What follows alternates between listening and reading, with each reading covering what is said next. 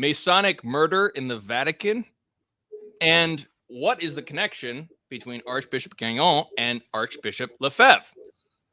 This and much more with Charles Murr in just a minute. Stay with us.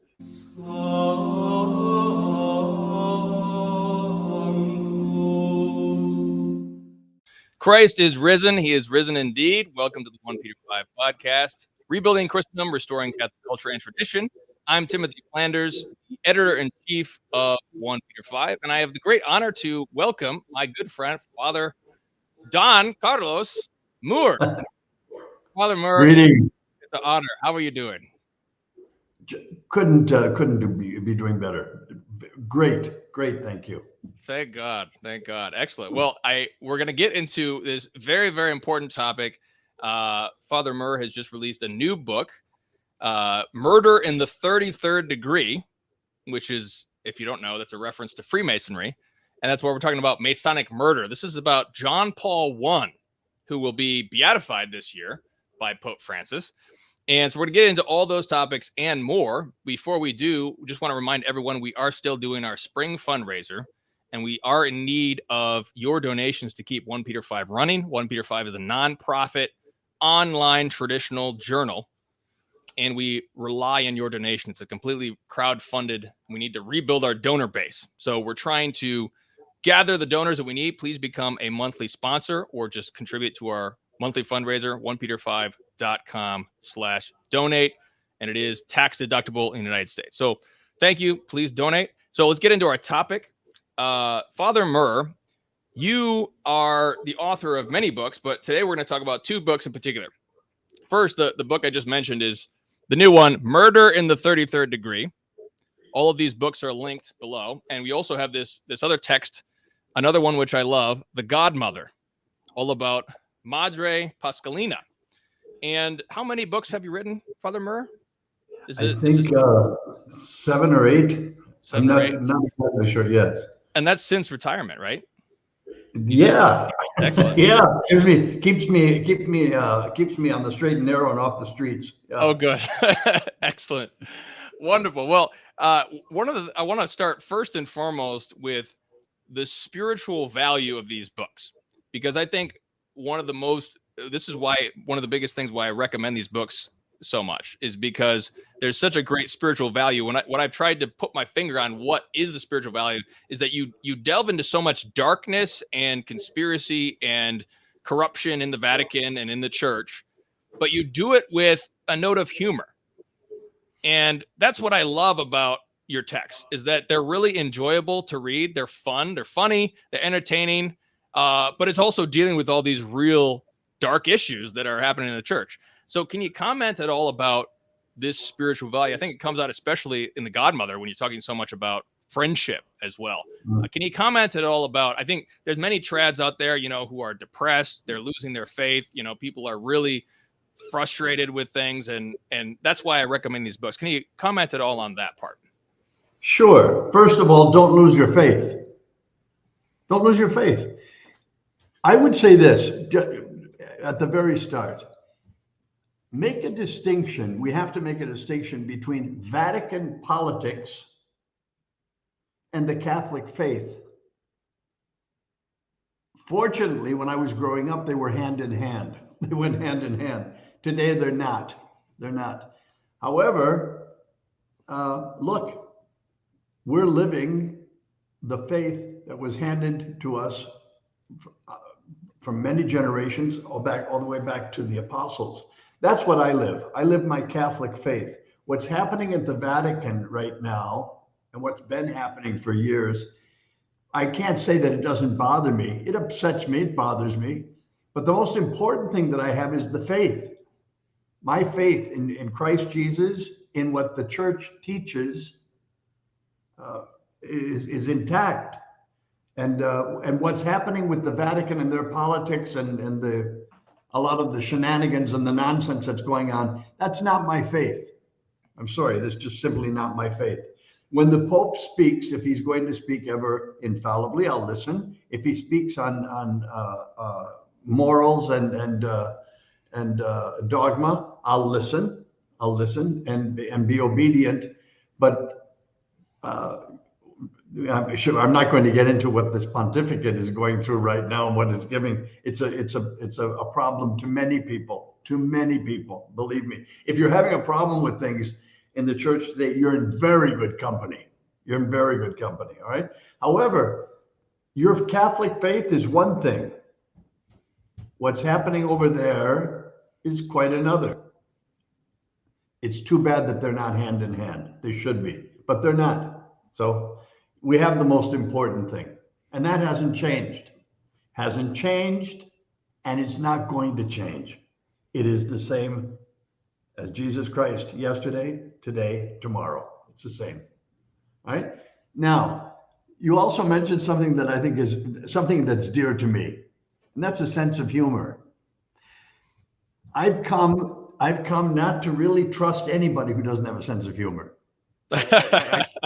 Seriously, I put in my bio once that I like laughing at myself. I enjoy self-deprecation. I enjoy laughing at myself. When I make a mistake, I'm the first one to laugh at it. I think it's hilarious. And I get a big charge out of people who make a mistake and then they get very all uptight, and it's ridiculous. My lemma, my motto is that if you're unable to laugh at yourself, chances are you're missing out on the joke of the century. Right?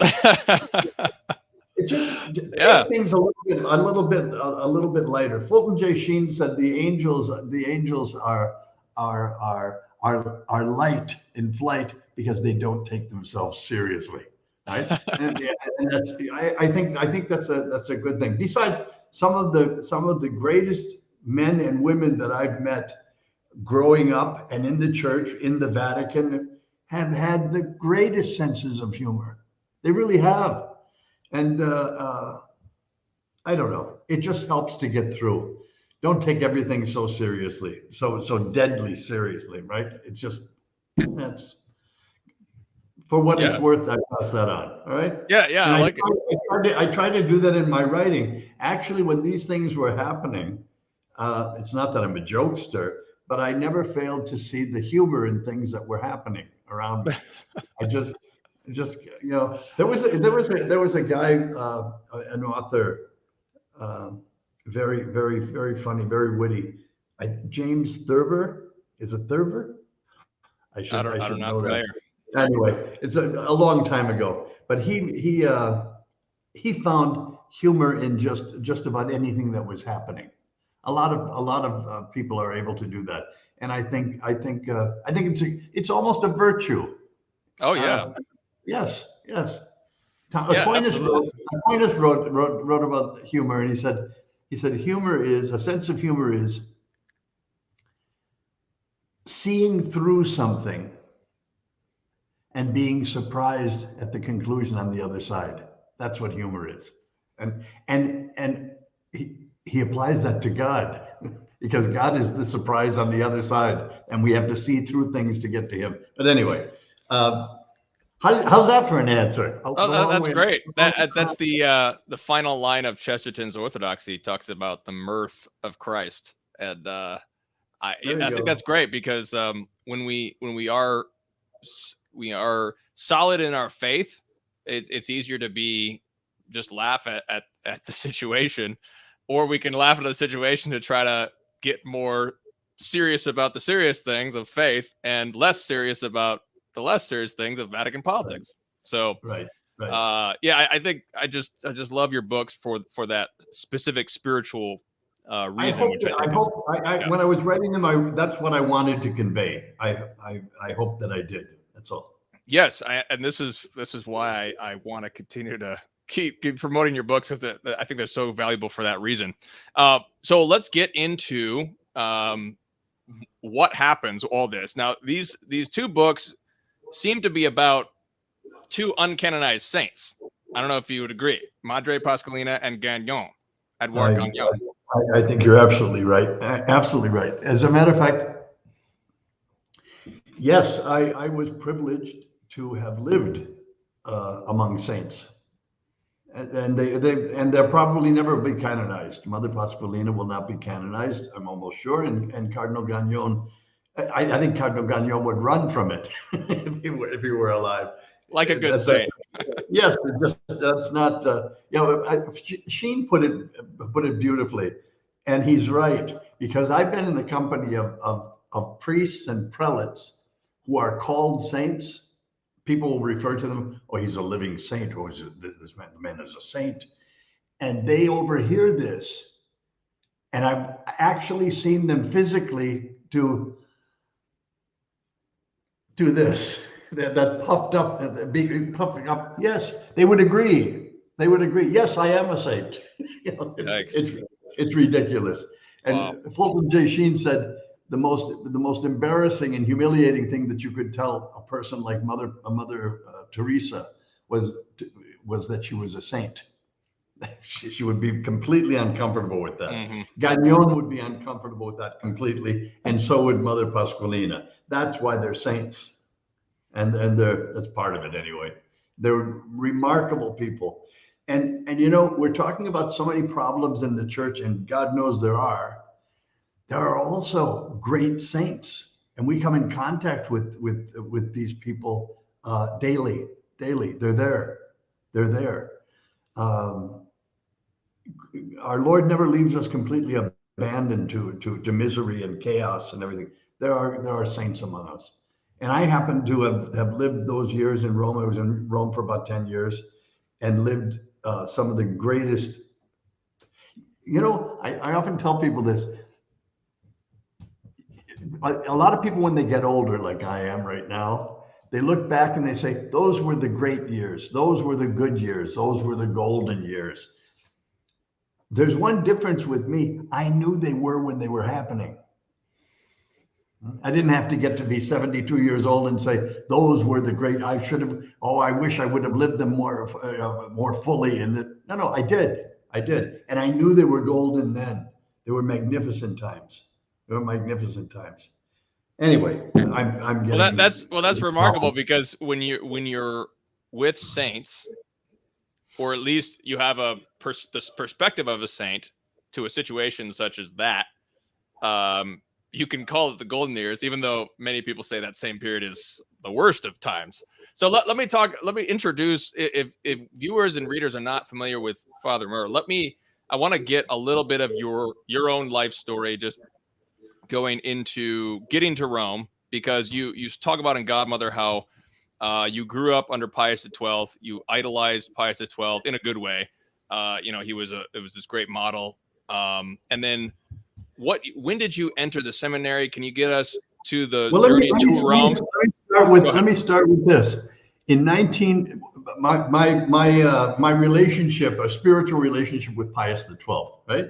It started when I was 8 years old at St. Augustine's Grammar School in South St. Paul, Minnesota, where I went to school for the first 4 years of school. I had a great nun, a Dominican sister, who I had for first and for second grade. Her name was Sister Wilberta.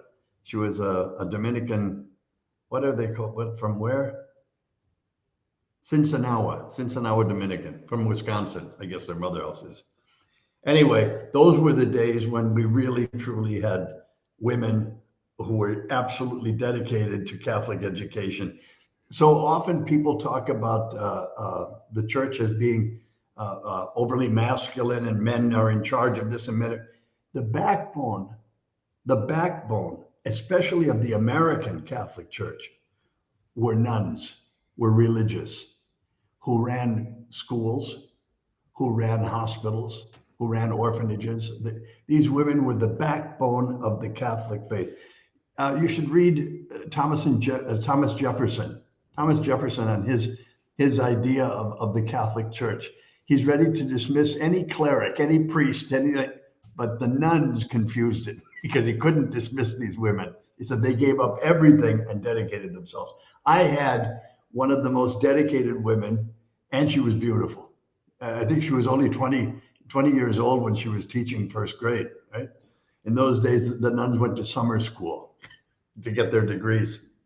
But Sister Wilberta always had us praying for the Pope. In first grade, I didn't know what the Pope was. The the Pope, right? His picture was in the room. And what year was this? This was 1957. I was in first grade. First grade at St. Augustine's. In 1958, we got into, she taught us how to pray, what prayer was, this, that, and the other thing. And she said one day that the Pope was very ill and that we should pray for him. Now, to me, at 8 years of age, the Pope being ill, first of all, I'm not exactly clear on who the Pope is, but he was ill and he needed my prayers. And I knew, because she taught us, that if anything that you pray for happens. This is where I've got it's like a dream come true, a wish come true. It'll happen if you just pray hard enough. Well, the problem was I was praying and praying and praying fervently, second grade, preparing for First Holy Communion, and the Pope died. And this is the first time I became angry with God at 8 years of age. I said, this is fraudulent. I spent all this time praying, and we had family rosary in our home. We prayed rosary, our entire family, on the staircase going up to the bedrooms. That was good night, up right on our knees. It was beautiful. It was beautiful. But anyway, I prayed and prayed and prayed, and the Pope died. So when they came in, another sister came in to announce that the Pope had died. We all got up and we were invited into the church, St. Augustine's Church, to pray some more for the repose of his soul. I didn't move from my desk. I was belligerent even then. Amazing.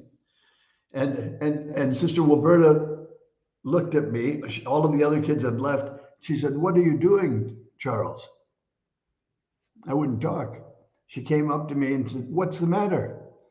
And I said, "He wasn't supposed to die.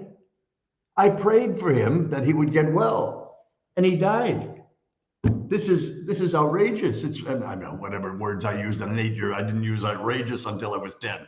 But anyway, whatever I used at 8 years of age. And she told me right then and there, she said, "Come on, we're going to go into the church. We're going to pray for the repose of his soul. And just imagine all of the prayers that you raised for Pope Pius XII. You helped him get into heaven. And now you have a friend in heaven, a great friend in heaven." Can you imagine that? That when the Pope meets you on Judgment Day, he's going to say thank you? Well, yeah, that did it, right? And from that time on, I had a very special place in my heart, my affection for Pope Pius XII. And later on, I got to know who he really was, what he really did, what a great man he was. And I started studying in high school and in college the encyclicals that he wrote, his teaching on everything. The man spoke to mathematicians from Germany, as he spoke to beekeepers from Iowa. Amazing, and brilliant. Well, when I got to Rome, I went to Rome as a lay student, not as a seminarian. I got to Rome and I was studying philosophy. And what year was this? 71. 1971. Okay. I just finished college, and I finished college with a degree in Romance languages. So I said I wanted to go to study classical philosophy. And at this time in the United States, classical anything was out the window. This is the 1960s, after 1968. The whole revolutionary, the revolution had happened, right? And classic just wasn't anything. Somebody mentioned, well, in Rome, Rome has classic philosophy, classic theology, classic everything. I went to Rome, and I was thinking, really, did I want to become a priest? I suppose I did. Yes, I suppose I did. But I really wanted to become a lawyer. And all the lawyers, we always had lawyers at home. We always had priests at home. We had priests and lawyers. My parents' friends were priests and lawyers. And they both, priests and lawyers in those days, had a degree an undergraduate, at least an undergraduate degree in philosophy, and particularly in logic. And I remember talking to the lawyers and to the priests logically, and they would walk me through different things. One was a trial lawyer. He was also our state senator. And he taught me how, or he showed me how he would present a case. Can't remember what the case was, something fictitious, but it was all done with logic. Anyway, I fell in love with logic and philosophy, and I went to go study it. While I was there, I was admitted as a lay student, and the only lay student in the Pontifical Mexican College. I think the college was 2 or 3 years old. It just been finished, the construction of it. Beautiful place. Some of the most marvelous people I've ever met in my life. Just absolutely fantastic men, the priests, and there were a few seminarians, but most of them were already priests. Great men of great faith, great humor also. The Mexicans have a humor that it's so entwined with the language, with the language that it's not just a funny joke. It's the way it's told. It's the words that are used. It's fantastic. Anyway, while I was studying philosophy, to the Mexican college came an Italian priest. He moved into the college. He had been teaching in Mexico for 3 years, and his name was Monsignor Mario Marini. I think do I tell this story in the book of Marini's background? Yes, you told the story in Murder, 33rd Degree. Yeah. Right. Well, I'm not going to get into that, but his vocation was phenomenal. Phenomenal. And I'll just tell you this. He had just come from northern Mexico in Chihuahua, which is in the middle of the desert, right? And he said to me, explaining to me his vocation, he came from his entire family was on both sides were Marxists, not just communists, Marxists. I mean, they really knew the whole history of Marxism and lived it and celebrated it. And I said, how in the world does a priest, how did a vocation come from that? And he said, I was asking myself that for years. He said, until I was in the desert, he said, on a horseback in Chihuahua, we're going out to a small ranch for mass. He said, and we're on horseback and we stopped and sweating profusely. He said, desert,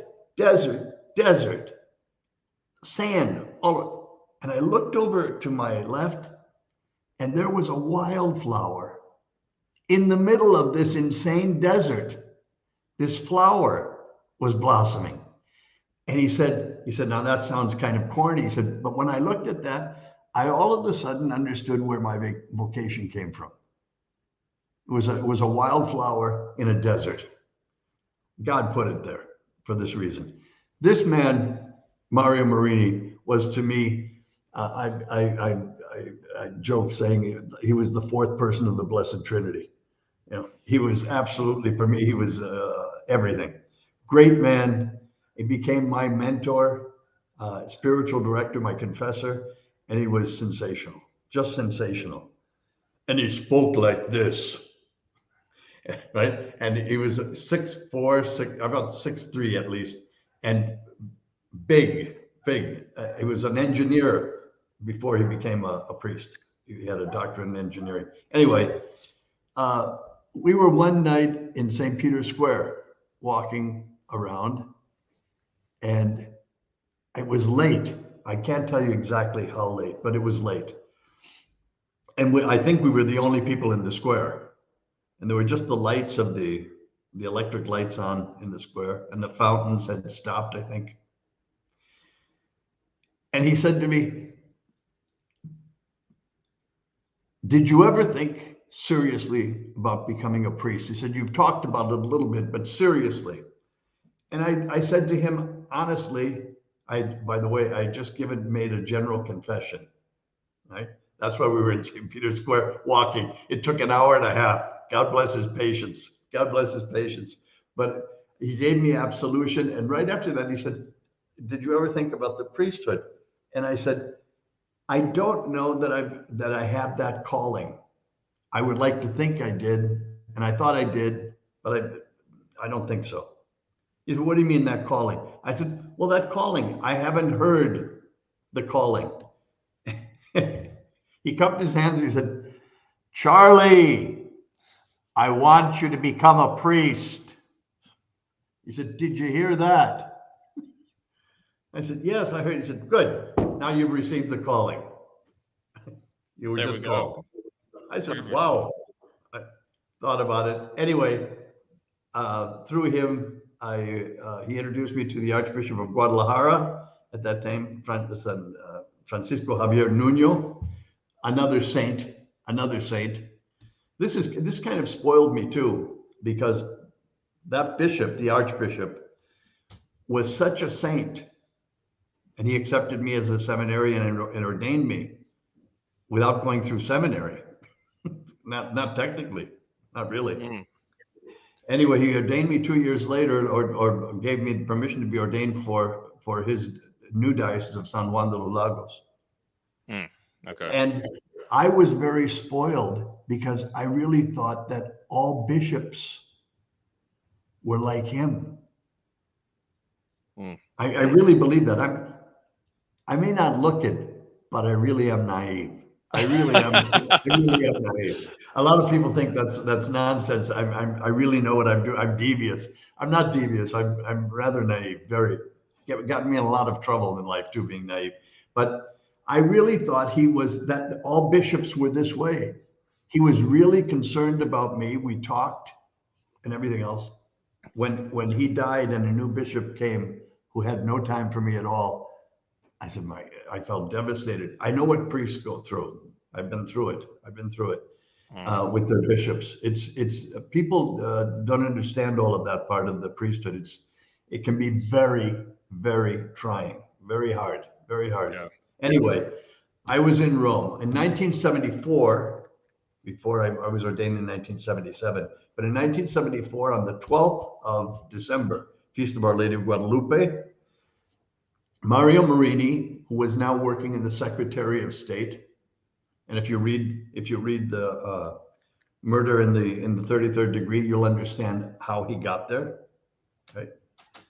Very interesting story. But he was in the Secretary of State, and he came to the festivities of Our Lady of Guadalupe in the Mexican college where he lived, and he brought a guest, and that guest was Archbishop Gagnon, who was just made rector of the Pontifical Canadian College, and he introduced me to him.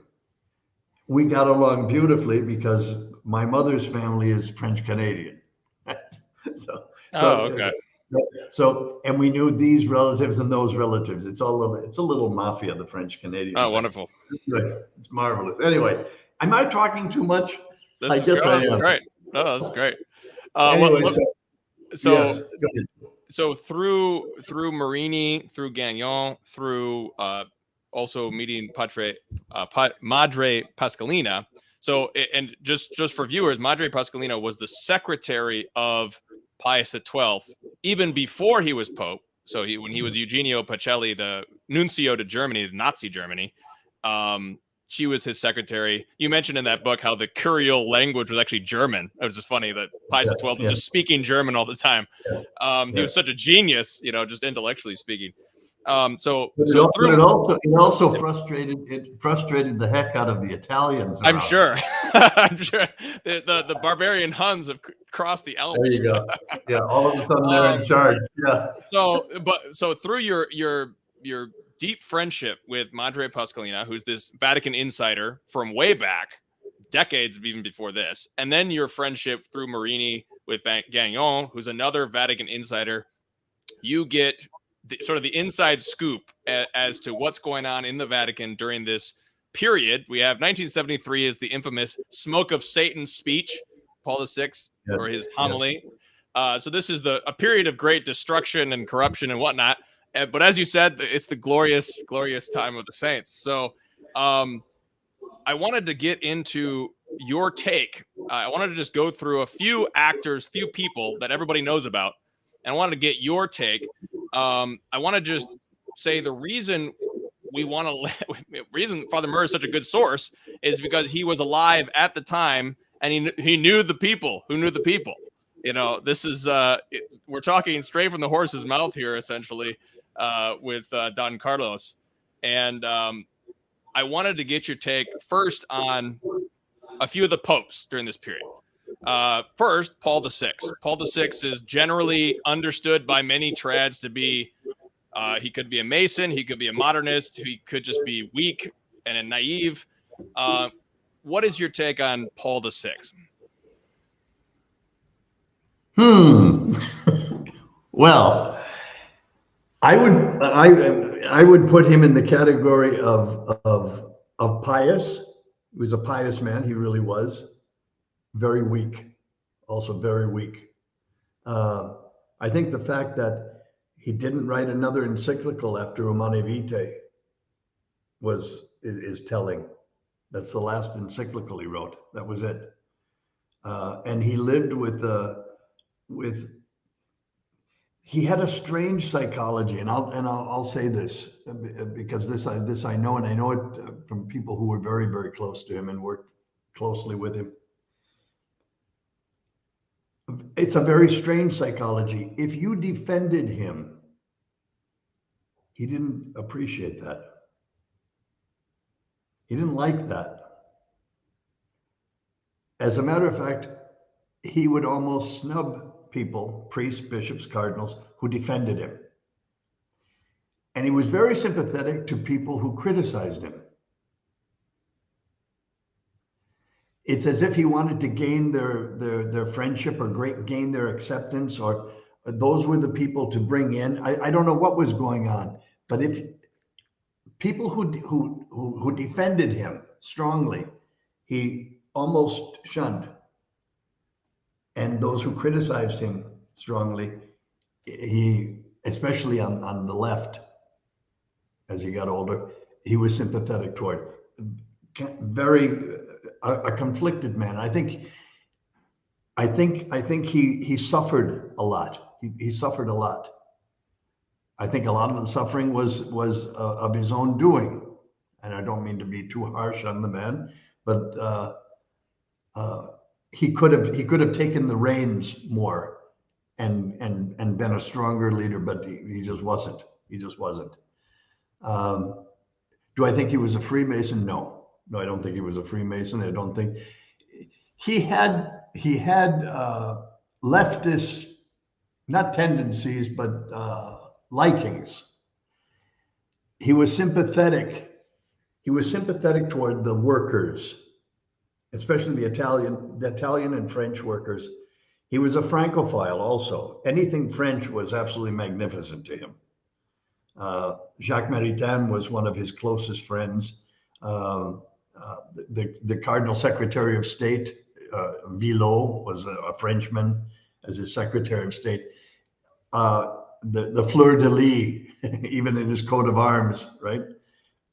Anything French was wonderful. And of course, he's from the northern Italy, very close to the Piemonte, and loved French and studied French and actually he translated Jacques Maritain, right, his works. Anyway, but he was a conflicted man, and I think if we lived in normal times, he would have been fine. But they were not normal times. I'll give you an example, and this is a strong example. I know it, and I'll probably regret saying it, but I'm going to say it anyway. With Humanae Vitae, he wrote this, and it was, I believe he was in great turmoil over writing it and taking the position that he did. I think he would have liked to have taken the opposite. I think he would have liked, now that's me reading into it, okay? So this is the gospel according to Charlie. So okay, got it. So cut me some slack here and a little bit of salt, right? I think he would have liked the other side because the other side was more popular, but he went on the straight and narrow. Before the encyclical was published, now you can do some research on this yourself. I'm forgetting so many things, and that's when I wanted to read these or to write these books also because I am forgetting things. And I want to make sure that I got them down before I go to God and see him face to face, because I think there are some things that should be said and some things that should be known. Before the encyclical Humanae Vitae on human life, especially on the birth control, artificial birth control, before it was published, a group of priests in Washington, D.C., I believe, got hold of the answer. They knew that it was going to be a condemnation of artificial birth control, or not in favor of it. And they protested in Washington, D.C. I should know their names too, but I'm forgetting. I think there were 6 of them, 6 priests. Catholic priests in those days didn't do such things. This was unheard of, unheard of. They protested the encyclical that had not been yet made public. Imagine. Cardinal O'Boyle of Washington, D.C. suspended those priests as a disciplinary action against them. They were suspended ad divinis. The Pope contacted Cardinal O'Boyle of Washington, D.C., and told him to reinstate the priests. That was the beginning of the end. That was the beginning of the end. If you want to pinpoint where trouble began, it was right there. That was it. That's what started it. And people saw they could take advantage of the situation, and they did. That was the floodgate was open. Right. But this is the psychology of Montini. So if you have a pious pope, as you said, if it was good times, it may have been fine. But we have all these enemies of Christ trying with great zeal and aggression to take advantage of the situation, and you have a weak pope who is not able to stop it, as you just gave an example. I want to ask about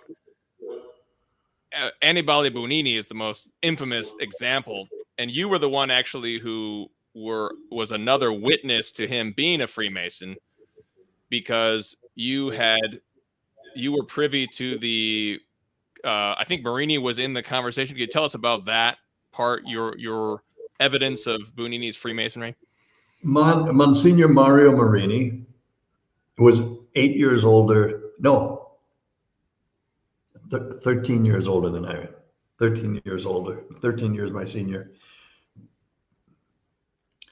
The closer we got, and the deeper our friendship, and it really was a spiritual friendship. I'd never had a friendship like that in my life. Never have since. Absolutely beautiful. He one night said to me, he said, "You trust me?" I said, "Yes, I trust you. Of course I trust you." He said, "I certainly trust you." I said, "Very good." He said, "I'm going to tell you something." He said, "Sometimes you see me when I come home from work, from the Secretary of State, exhausted, drawn, tired." He said, "I can't tell you how much it means to me to come home, have dinner with you, and go out and have a cappuccino. It gets my mind going again, and frees me." And we also laughed. Which was great medicinal properties in laughter. He said, "I'm going to tell you something that I was debating whether to say or not to say, but I think," he said, "I think I can, we're at that point in our friendship where I can tell you." He said, "I'm working with a number of people who are Freemasons." Now, listen, Timothy, when I heard that, I remember saying to myself, "Oh my God, this is conspiracy nonsense. Freemasons? What are you talking about, Freemasons?" He said, "This is no laughing matter. I'm telling you quite seriously, and I don't think you're taking it seriously. You're taking it too lightly." And I said, it's a conspiracy nonsense. Nobody believes in that." He said, "I'm telling you, I work with them. I work with them, and I have to combat them. Every move, they're in everything." A little aside, just a little aside, that night of the General Confession, he and I took a walk on the Lungo Tevere. Never forget it. On the other side of the river from the Vatican. We're walking in the Lungo Tevere, and right before the Ponte Vittorio Emanuele, there's the back end of a church, and it's sort of an alleyway, very dark alleyway. You can see it still. There were a group of 5, maybe 6 transvestites in the shadows. We were walking by the street, and they started making catcalls at the Monsignor because he had a Roman collar on. People think it's a privilege to wear a Roman collar. It's sometimes very, very difficult to wear a Roman collar. But anyway, this was one of those times. They started making catcalls, these men dressed as women. And I said to Marini, I turned again naively, I said, I can't believe this, that such a thing would be right in the shadow of St. Peter's Basilica. Then he started laughing. He said, that scandalizes you? He said, those people in the shadow of St. Peter's Basilica, as you put it, have a greater possibility of getting to heaven than a great number of the men I work with under the dome of St. Peter's Basilica. Right. That's how it began. Right? I'll never forget that. It took about a year, maybe even 2 years, to where I was convinced that there were Masons, Freemasons in the Vatican. I just didn't believe it. I thought it was a reaction until I met Cardinal Gagnon, who told me the same thing. And these are 2 brilliant men, and they're not reactionaries. They were normal, good-humored, but they knew what they were up against. 2 of the men that they mentioned, both of them mentioned, one was Bugnini, the other one was Baggio, a cardinal. Bugnini was in charge of the liturgy. Baggio was in charge of creating all of the world's bishops. Very delicate position, both of those positions. I don't know if I think your understanding, Timothy, you understand the gravity of both of those positions, the liturgy and the creation of bishops. Well, Baggio took care of the creation of bishops for 12 years. He created the bishops of the world, and he was a Freemason. Bugnini took care of the liturgy, the Catholic liturgy all over the world, and he was a Freemason. Now, it's not just good enough that you say he's a Freemason. Here's what happened. In 1975, and again, it's detailed in the book, and all I can tell my readers and any future readers that there are is I wrote both of these books, The Godmother and Murder in the 33rd Degree, to the best of my ability and to the best of my memory. I wanted to do it to get these things out. I didn't write these books to make money. You're not going to make oodles of money on this. That's not the way to do it. I wanted to get this out before I myself die. I wanted it stated because it should be stated. We're in a very bad place today in the church. And we're in a very bad place today in the church because of the 1960s and the 1970s. This is a consequence of this. This didn't just happen now, right? It began then, seriously began then. You can say modernism from the 1850s, modernism, fine. But it really hit strongly after the council, not even in the council, after the council, in the liturgy and in the creation of modernist bishops, which is done. 2 cardinals, I'm not going to give their names here. They're in the book. You want to find out who they were? I named them in the book. 2 cardinals went to Paul VI with evidence, strong evidence from also the federal police, the Interpol. It was all documented. They both approached the Pope together with this evidence about Bugnini. This is in 1975. It was so strong, the evidence that they had, that Paul VI, who had defended Bugnini tremendously, defended him. Just a step back, you'll remember that John the 23rd, Pope John the 23rd, expelled Bugnini from the Vatican. Right. John the 23rd expelled him from the Lateran University where he was teaching liturgy. He told them he was not to enter the doors of the Lateran University. All done with Bugnini. Paul VI came in, reinstated him.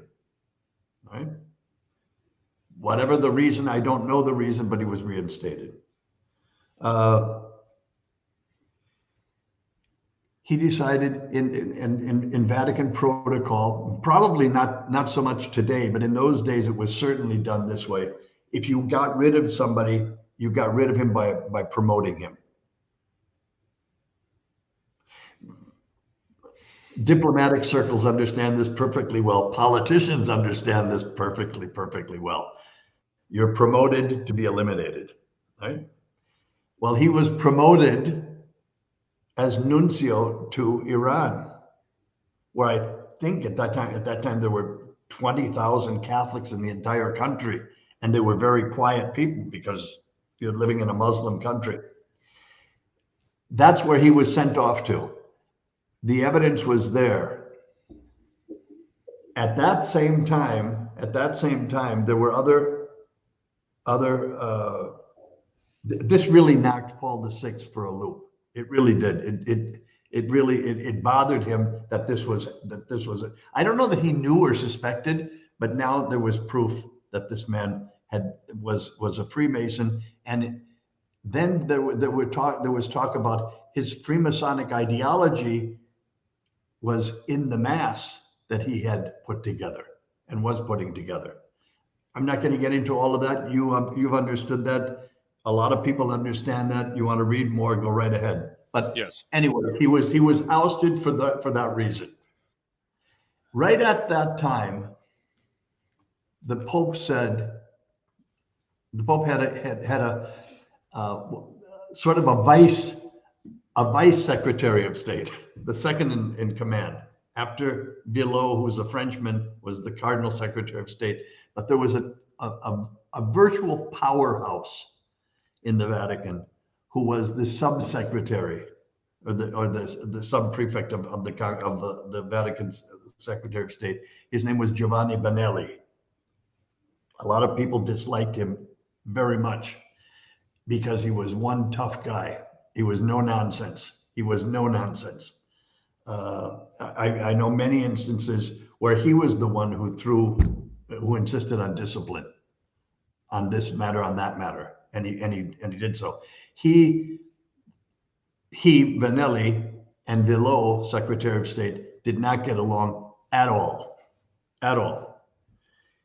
Anyway, Benelli was the one who went to the Pope and told him that there should be an investigation on several people in the Roman Curia with ties to Freemasonry, to Marxism, but especially to Freemasonry. The Pope said, yes, who shall we send to do the investigation? And Benelli said, I have just the man. He's the most honest. He's the most honest, sincere, capable, speaks many, many languages, easy to speak with. And he also happens to be very Catholic.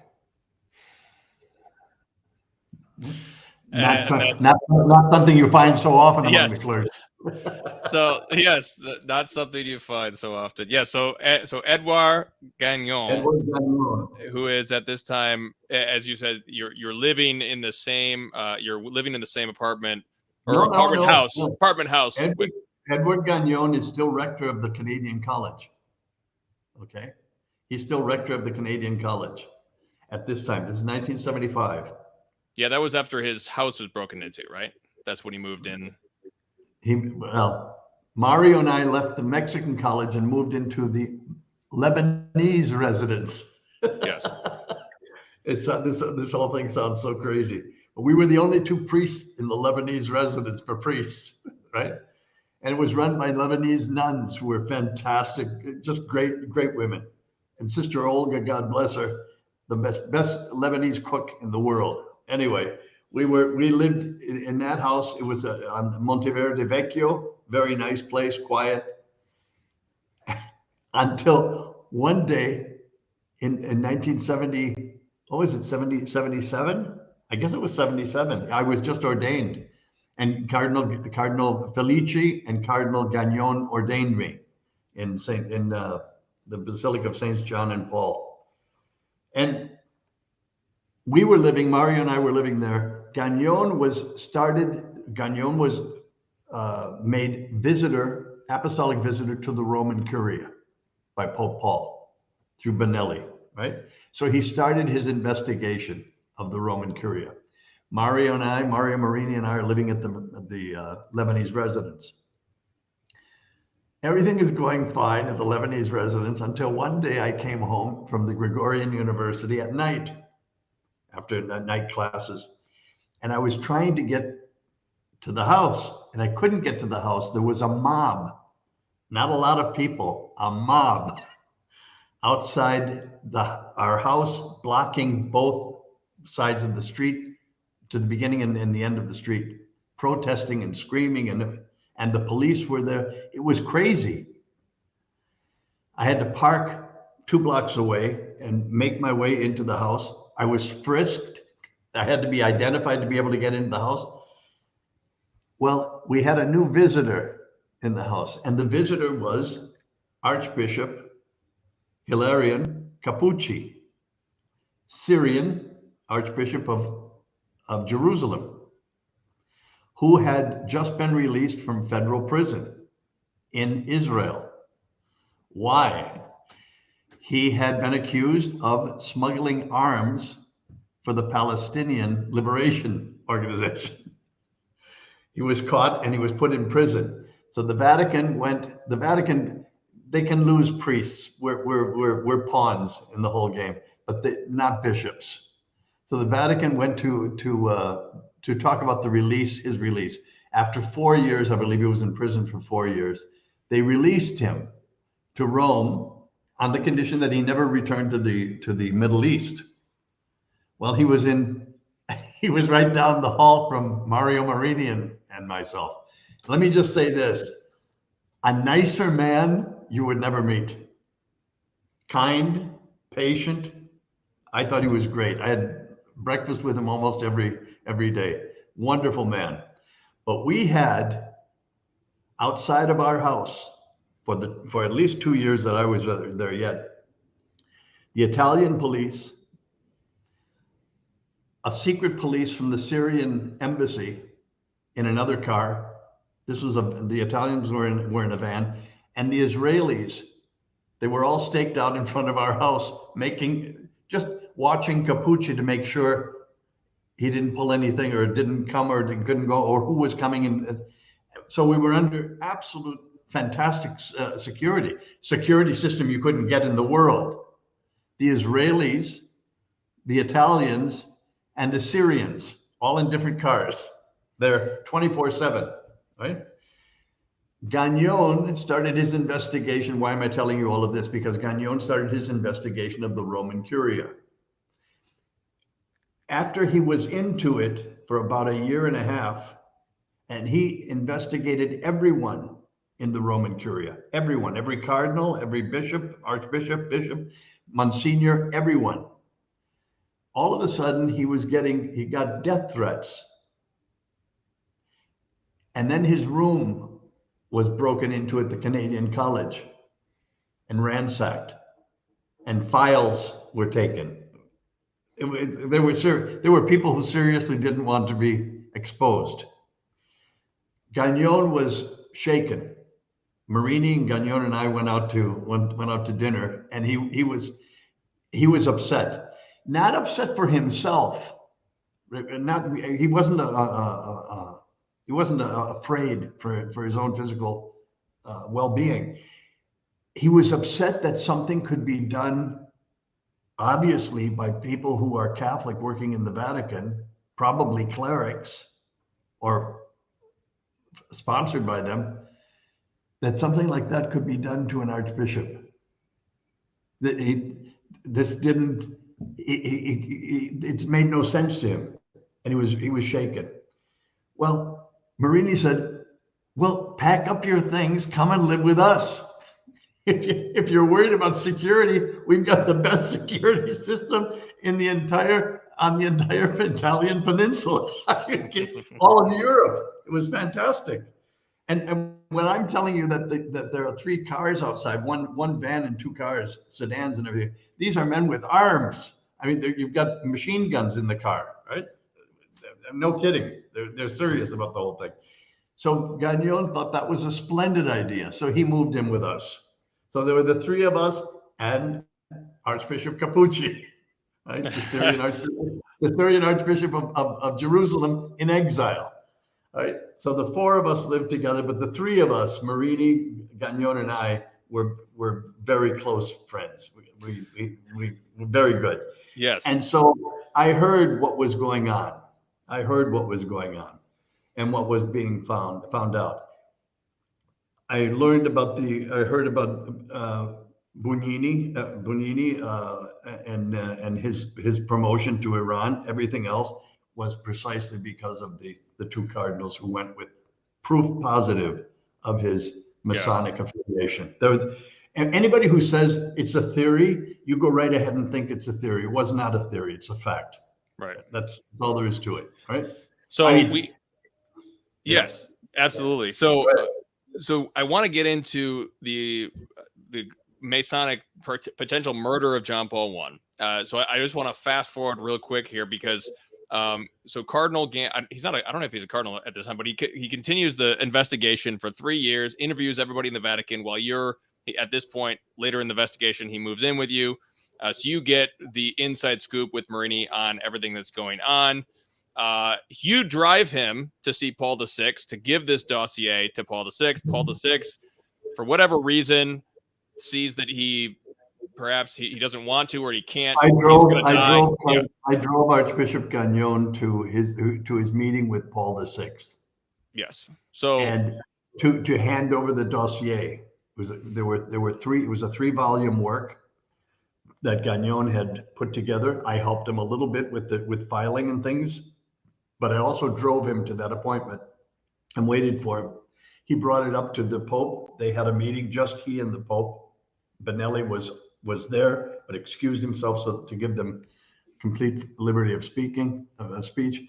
And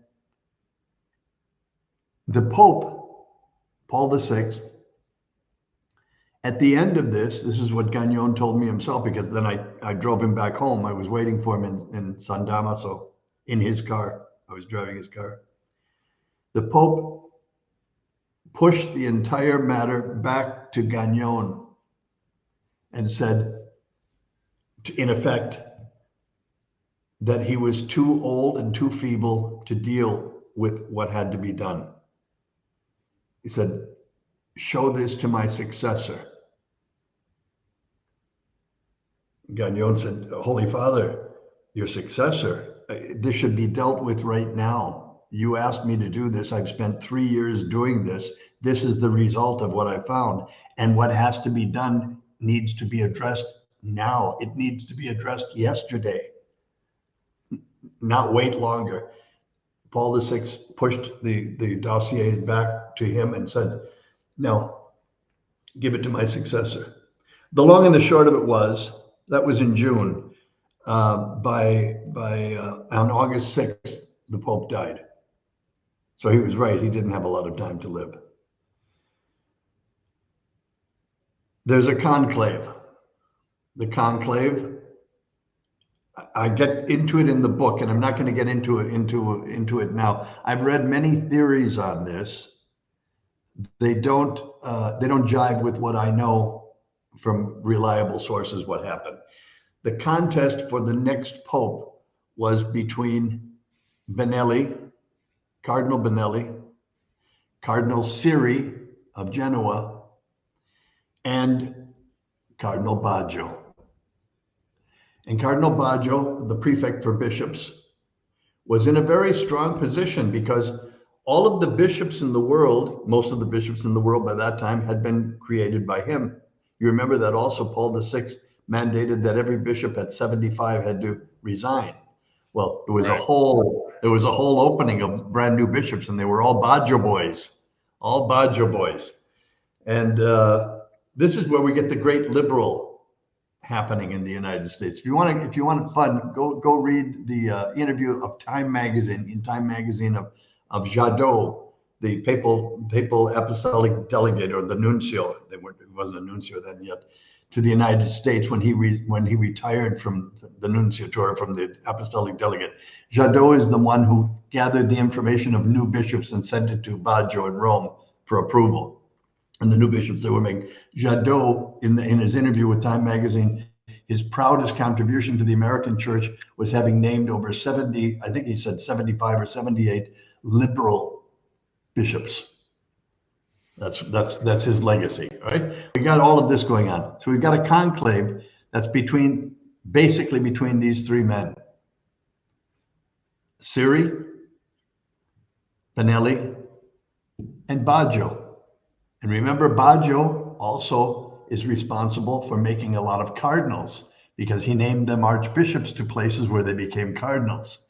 So he's got a lot of people that owe him favors. I won't get into the whole logistics of it, what happened. It's also in the book, you can read it. But the point was, at a certain point, Benelli realized that Benelli could not win. And Siri wasn't budging. He wasn't going to give one vote to Benelli. That wasn't going to happen. So they were practically at a stalemate. And Baggio was gaining. Benelli did the only thing that Benelli could do. He pulled a rabbit from his hat, and that was Luciani, Albino Luciani, who became John Paul I. When he saw he couldn't win, and this was he said, here's the candidate. We can all agree on this man. He's pious, learned, a good man, humble, and be a good leader. They elected him. That was John Paul I. The smiling Pope. John Paul I was indeed a very good man. Very good man. He was from Venice. He had just left. He was elected Pope and left Venice to become Pope. He also named Benelli as his new Secretary of State. Benelli was now in Florence, was the Cardinal Archbishop of Florence. Benelli accepted that under one condition that I know of. There might have been other conditions, but there was one that I knew of. And I knew it from Gagnon and from Marini. Marini and Benelli was Marini's mentor in the Secretary of State. Benelli was a great friend of Marini's and took care of him. When Benelli accepted to become the Secretary of State under the new Pope, with one condition, that he get rid of the Cardinal Baggio in charge of creating bishops. That had to stop immediately. And according to what I heard from Gagnon and Marini, and I also had dinner at least one time with Benelli, right? The Pope said, "You do it. you take care of that as my Secretary of State." And Benelli said, "No, Holy Father. The first task is yours, because that's going to set the spirit of your pontificate. You have to take the bull by the horns and deal with it." Reluctantly, very reluctantly, the new Pope called up the Cardinal Prefect for the Congregation of Bishops and said, "I'd like to have a talk with you." Imagine this. The cardinal prefect for bishops, Baggio, said, "I'm sorry, I'm busy." No, Well, but no, wait. But this was after Gagnon spoke to John Paul I, yes. right? No, no, no, Right? no, no. Yes, also after. Right. So, Gagnon, wait a minute. oh, go ahead. Benelli said, I'll accept being your Secretary of State. You're to call Gagnon immediately, sit down with Gagnon, that he read you his study, the 3-year study that the Pope, that Paul VI said to give to you. He did. They met, and he showed them exactly the proof. Then Benelli said, now get rid of Baggio. That's your first task as Pope, all right? And this is a shy man. John Paul I he really was a humble, shy man. He was not the bull, the strength wasn't there. But anyway, he called Baggio and called him to a meeting, which he didn't want to have, but he had to. Baggio told me he was busy. How do you, yeah, the arrogance. Anyway, the Pope said, well, how about after hours? He said, well, I've got something going in the afternoon. He said, well, in the evening. Long and the short of it, they met at 8 o'clock at night for a business meeting. This is unheard of, just unheard of. But it was to accommodate Baggio's schedule. He arrived, closed doors, only the Pope and himself. And the Pope promoted him to Venice, offered him Venice in exchange for leaving the Congregation of Bishops, which was the powerhouse. You don't leave that, right? Baggio refused. I think it's hard for people to imagine that somebody could actually say to the Pope, no. What, are you kidding me? I'm going to Venice, leaving Rome, leaving my position in the Vatican to create the world bishop. You're going to send me to Venice? I don't think so. The long and the short of it was that meeting lasted for almost an hour. And the tone of it became very loud. It was heard in the corridor outside. They were shouting back and forth. Baggio screaming at the Pope. How is that testified to? Nobody was there? Yes, there were people there. There were 2 Swiss guards standing outside the door. Baggio left with a slam on the door. Pope John Paul I retired to bed. You can imagine the man had a bad heart to begin with. Right? He had a bad heart, was taking blood pressure medicine for a bad heart. 2 hours later, he's dead.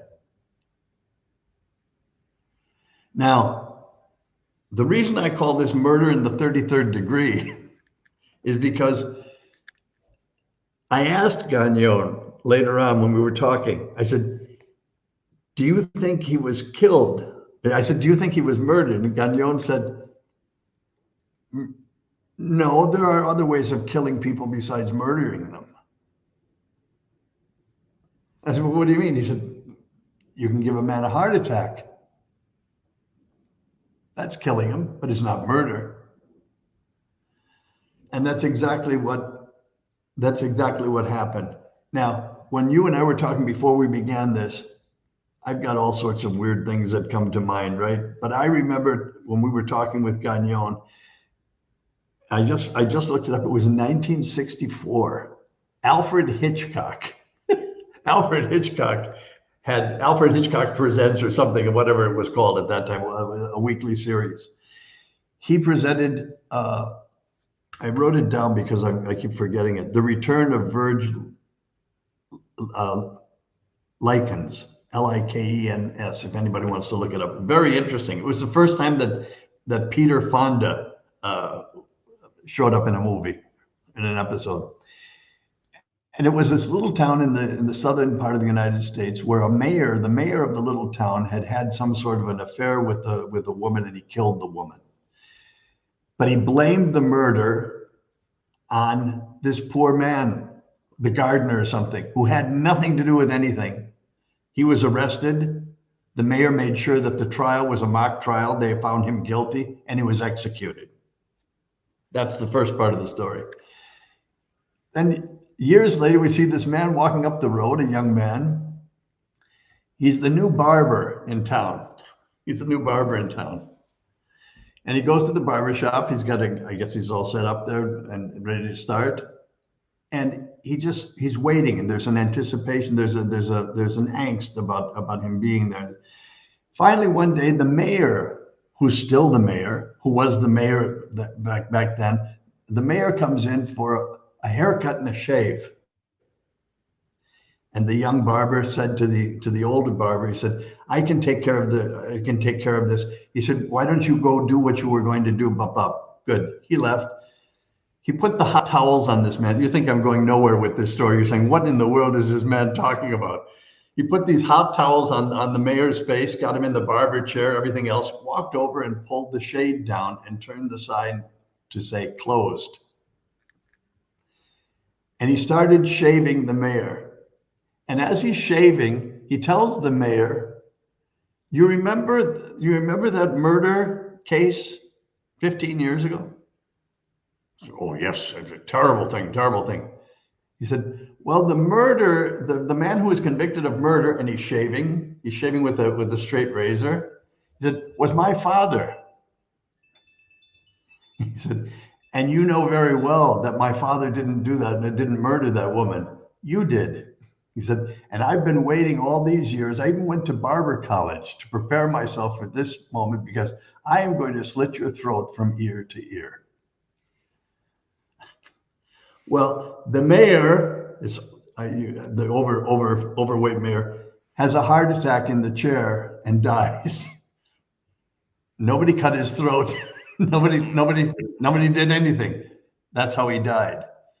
They came in, they found him dead. That was it. I remembered when Gagnon was telling me that story that I saw when I was 13 or 14 years old. It was a murder, but it wasn't a murder. It wasn't direct, but it was done and it was caused. I'm telling you that a shouting match took place on the night before he died, just hours before he died, and it was a heated discussion with yelling that was attested to. The next day, when the Pope died, that was announced early that morning, they were giving interviews on Vatican radio. I remember we were in shock. We were in shock with the whole thing. There were people said the Pope was poisoned. They did this, they did that.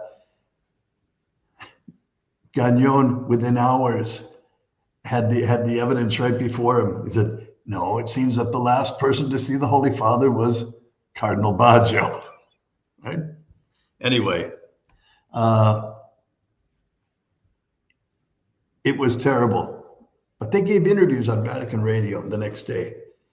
And this cardinal or this archbishop said, well, I was just with him a couple of days ago and he looked so good, and this is a shocking thing, and blah, blah, blah, blah. And he was and they all gave this little spiel, right? They got Baggio on an interview as he was walking out of the office of the Congregation for the Congregation of Bishops. I said, your reaction to the Holy Father's death? And Baggio said two words. Ma che colpo. 3 words. Ma che colpo. What a blow. What a shock. And just kept walking. That was it. That's all he said. Amazing. We have a second conclave now to replace John Paul I. The same thing happens, and the same Cardinal Benelli pulls another rabbit out of the hat. His name is Wojtyła. Gagnon told me that Wojtyła was going to win the election. He said, he's the next pope. I said, Wojtyła? I said, what, an African? What is he? What yeah, right. You hear Wojtyła, I don't know, it sounded Swahili to me. He said, no, he's Polish, very brilliant man, very good man, blah, blah, blah, blah. Fine. That's exactly what happened. I was in St. Peter's Square when he came out. And I remember when they announced it, Annuncio vobis gaudium magnum, habemus papam. Reverendissimo, illustrissimo Domino, what was it, Carolus, and they said Charles in Latin. And there were a couple priests thinking that there was an old cardinal. I can't remember his name. I should remember it, but his first name was, but he would have been 89 years old, the older Charles. And then they said Wojtyła. Cardinal Felici announced Wojtyła. And the people behind me said, an African, just like. And I turned around, I said, no, Polish. He's Polish. I said, Polish. I mean, for some reason, an African seemed sensible to them, but from Poland, it seemed outlandish. Anyway, that's when we began the pontificate of John Paul II. John Paul II also talked to Benelli. John Paul II realized who got him elected, and it was Benelli, right? He talked to Benelli, and Benelli said, you have to talk to Archbishop Gagnon at that time and get the study that he did of the Roman Curia. You're just about to begin your pontificate. Do not, I repeat, do not confirm everybody in his place. Look at this study, find out who's who, and put your own people who are trustworthy in these key positions, especially the Secretary of State and the Congregation for Bishops. Well, Wojtyła didn't do that. And he didn't call in Gagnon for 1 month and for 2 months. And I think it was in the 3rd month of his pontificate, after he returned, I think it was after he returned from Mexico. I'm not exactly sure. But finally, he called in Gagnon at Benelli's insistence. And Gagnon told him point blank what the problems were. He said, Holy Father, the Congregation of Bishops, Holy Father, Bugnini, keep Bugnini right where he is. No need to bring him back. Don't need that, right? Holy Father, the Vatican Bank there's an imbroglio of a scandal about to happen, and it's from the Freemasons, who are he said, the Freemasons.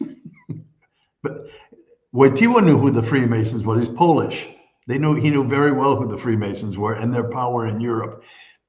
Your audience is mostly American. Let me just say just quickly here. We're not talking about funny middle-aged men in fezzes running around in clown cars here. This is not the Shrine Circus. These are not the Shriners. These are Freemasons who are principally anti-Catholic, anti anything that has to do with monarchy, anything that has to do with the Catholic Church, anything that has to do with anything except revolution. They're very much in favor of revolution, beginning with the French Revolution, the Communist Revolution, everything else. Wojtyła, John Paul II, confirmed everyone in his place. First mistake. And then Gagnon said, but you've made a colossal mistake doing this, that, and the other thing. He said, no, we'll just leave everything as it is. And he said, I'll read your study later.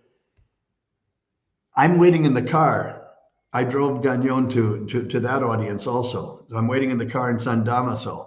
And he went up full of enthusiasm and everything else. He came down 25 minutes later, and I could see on his face that he was not happy at all. And he said to me, what are you doing tomorrow morning? I said, what would you like me to do? He said, take me to the airport. I'm resigning. I've had enough of this. He said, this is crazy. I can't do this any longer. He said, I just talked to this man, presented him everything that he needs to know. And I also told him to be very careful, Holy Father, because there was already a plot against his life.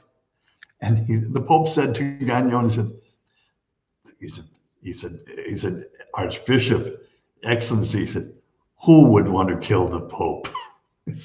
It's ridiculous.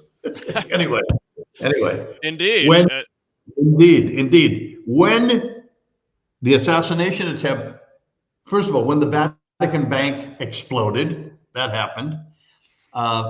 There were also some other evidences of Freemasonry going on, just as Gagnon had foretold.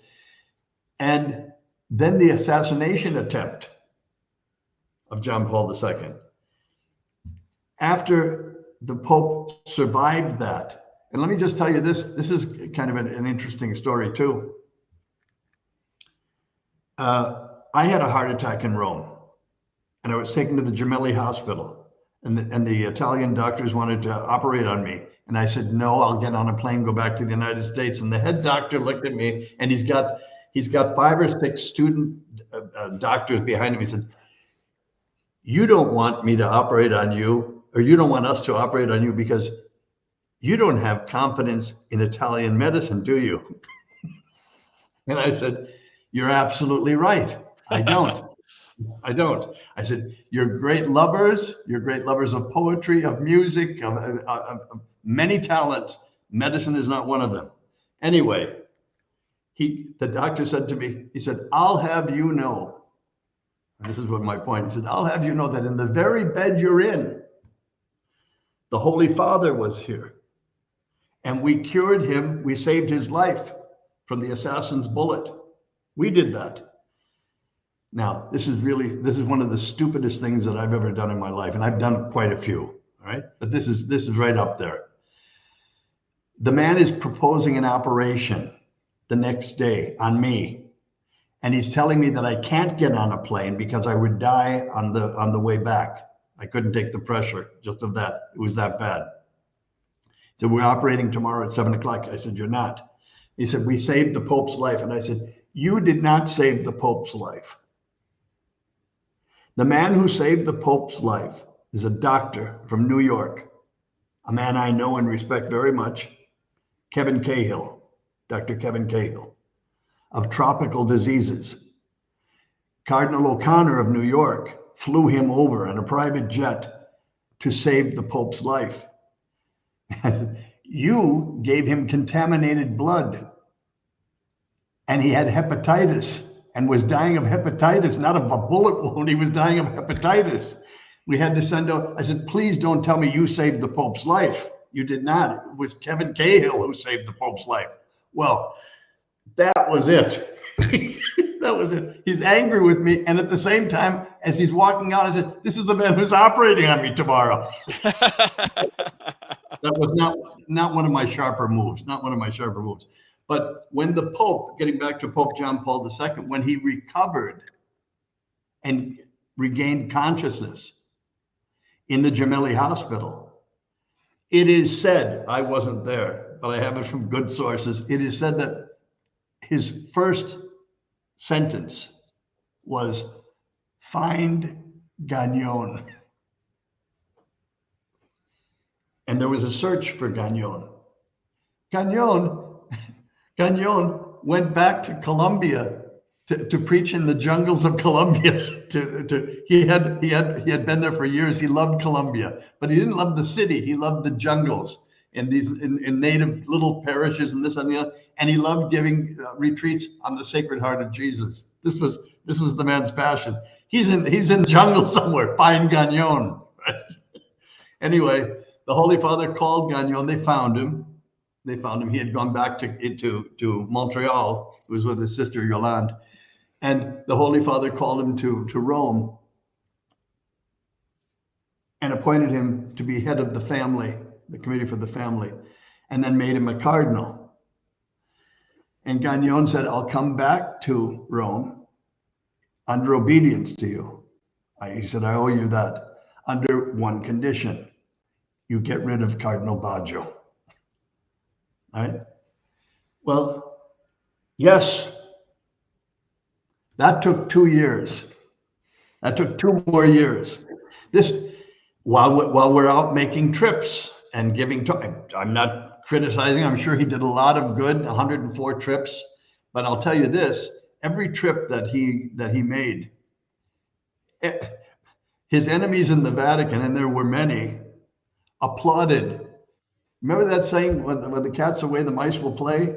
Well, they thought this was another trip. Good. And of course, each one of these trips required 3 months of preparation, right, at least, to learn a new language, to learn who's who, what's what, this and the other. You don't just get on a plane and go. So that all of his time was in preparation of this. And he really did not take care of business at home. This is what caused an awful lot of where we're at now. Am I saying he's a bad pope, a bad man? Not at all. I'm not saying that at all. He's a very good man. I think he was convinced that what he was doing was what he was supposed to do. And I remember an Austrian friend of mine from Celo said to me, "Well, look, he's gotten so many people back to the church. Look at the crowds in St. Peter's Square." And I said, "He's gotten them into the square, not into the church." Right? But anyway, he did what he was supposed to do according to what he thought he was called to do. But he made quite a few mistakes, and one of the mistakes was letting Baggio continue. And anyway, finally, when Baggio was dismissed, I think he was put in charge of stamps or something in the Vatican. Okay. Seriously, so they could watch him, because they didn't want him far away. They wanted him right there.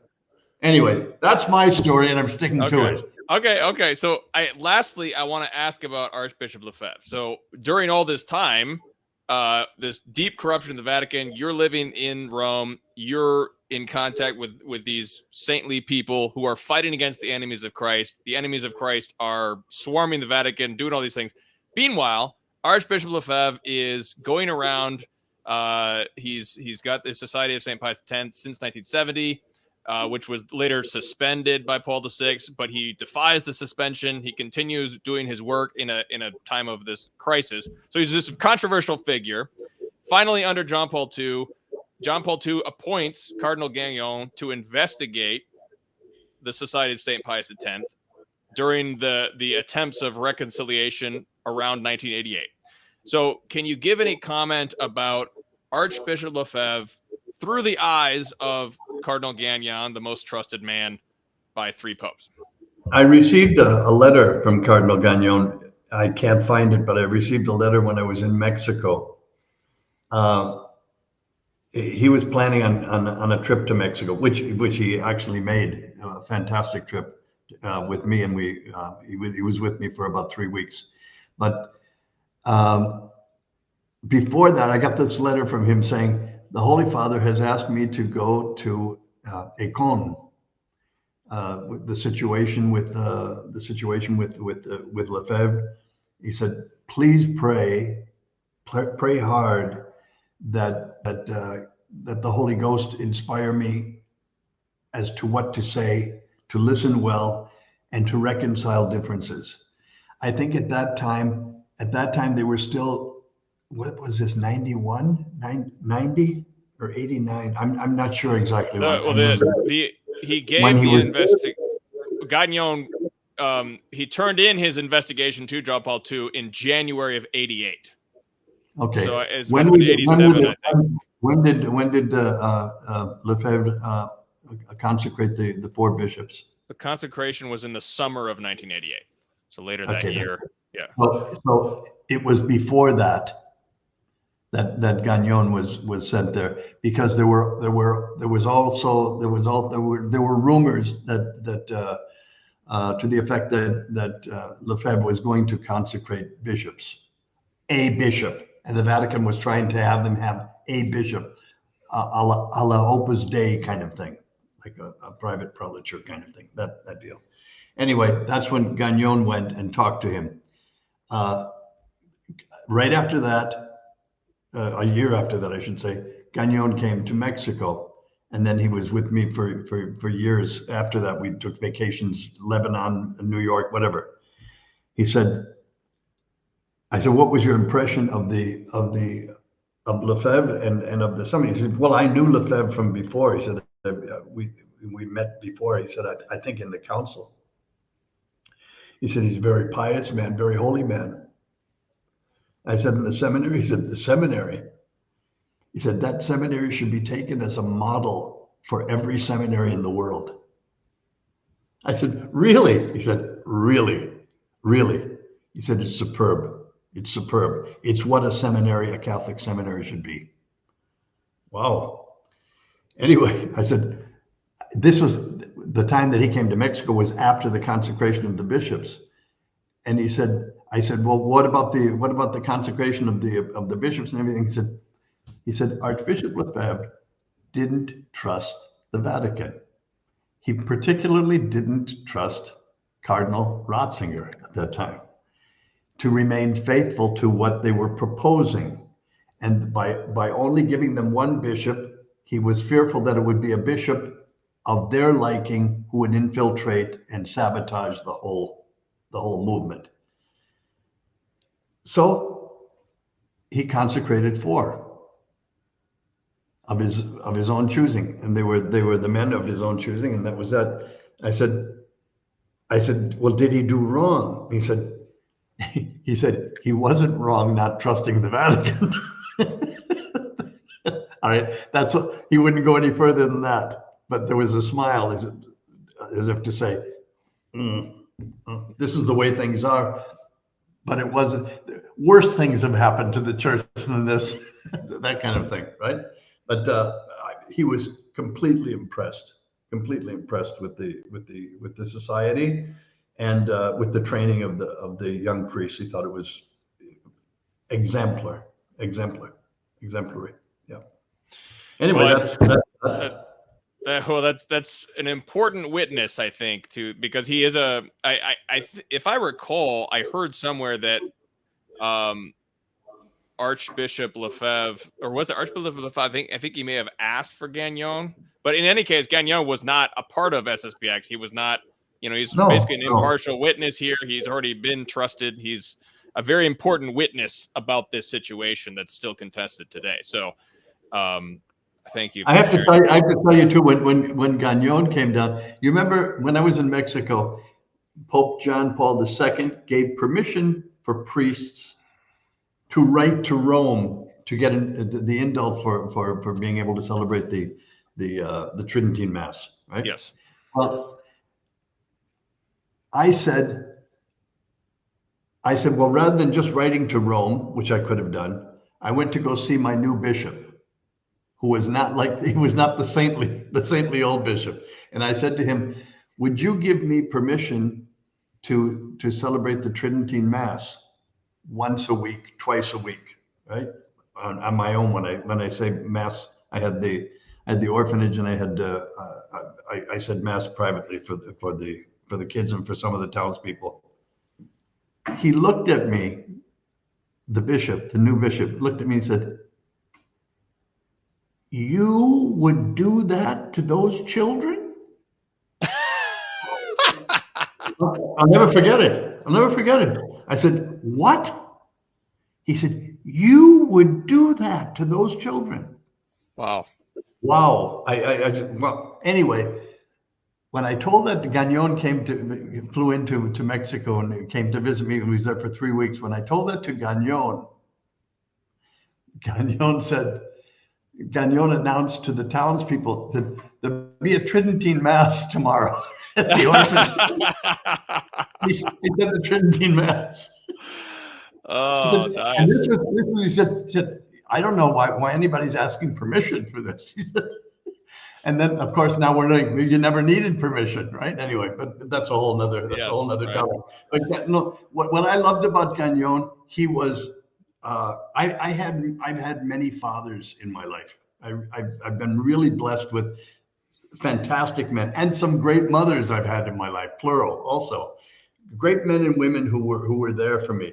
Gagnon was somebody very, very, very special, and a guide, and I really loved him. I miss him still. I really do. We spoke at least once a week by phone, and I don't know. I miss him. I guess what I miss too is the sanctity of such a bishop and such a cardinal. He was just a saint, and in the most delightful way.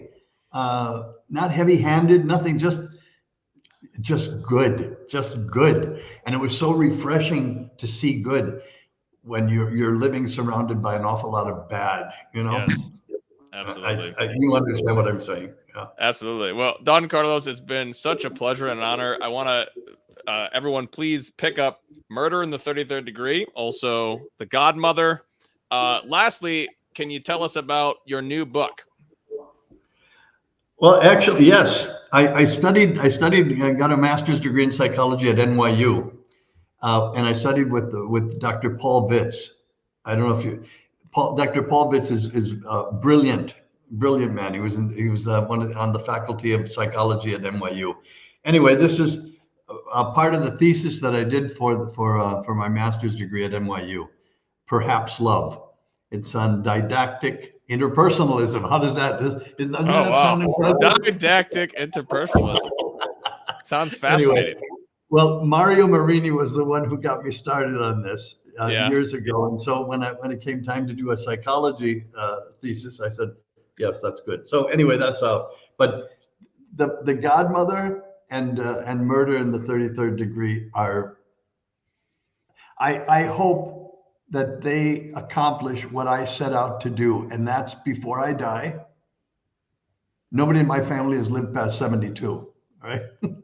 Not in my family. And I'm going to be 72 real soon. Before I die, I wanted to write both these books about two great people who influenced not only my life, but the life of the church in great ways. And also put some things straight in the record. We've been living in, did this happen? Did that happen? What happened? Was he this? What? I just got done telling you what I knew and what I lived, and by people who were the most trustworthy people in the world. That's it. Anyway, I can die in peace. If it happens today, I'm fine. If it happens in 5 years, that's fine too. Whatever God wishes. But I wanted this stated, and it's not going to make me a popular person. I can tell you that with certain circles, as you can well imagine. It doesn't really matter now. I'm too old really to care. My mother, God love her, was very, very ill and just about to die. Just a few weeks before she died, and she looked terrible. She really did, the poor thing. She was always a very elegant and well-kept woman, and the last days were very bad for her. But she lived with me in the rectory in New York, and a little boy came in. I call him my nephew. He's not really my nephew, but his mother is like a daughter to me. And he came in. He was little Michael. He was maybe 4 years old, and he looked at my mother. And the first thing, this is ex ore infantis, out of the mouths of babes, right? Comes the truth. He said, he looked at my mother. He didn't say hello, Mrs. Murr, or hello. He said, "How old are you?" And my mother gave one of the best lines that I've ever heard, without missing a beat. She said, she went down to get an eye level with him, and she said, "How old am I? I'll tell you how old I am.